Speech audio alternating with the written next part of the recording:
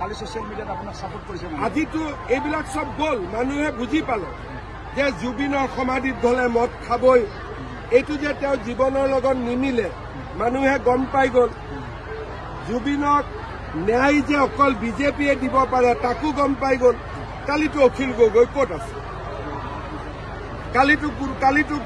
কালিতো গোটেই অসমতে অখিল গগৈ কোনেও দেখা নাই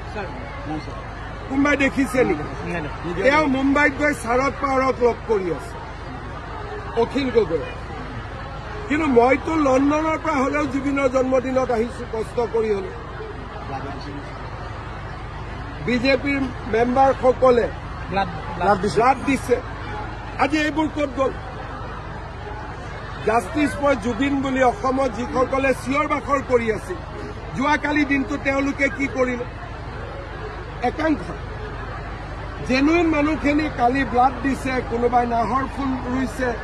কোনোবাই বেলেগ বেলেগ কাম কৰিছে কিন্তু যিবিলাকে অসমখন নেপাল বনাবৰ কাৰণে জুবিন অনুৰাগী হৈছিল সেইবোৰতো নোহোৱা হৈ গ'ল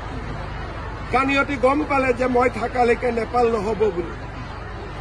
এইবিলাকতো ষড়যন্ত্ৰ আছিলে আৰু 10 তাৰিখৰ পিছতো আৰু মুখৰ মাত বন্ধ হৈ যাব আমি যেনেকে তদন্ত কৰিছো কাকো ৰেহাই দিয়া নাই 10 তাৰিখৰ আগতে মইতো 8 বুলি ভাবি আছো 8 নহ'লেও 10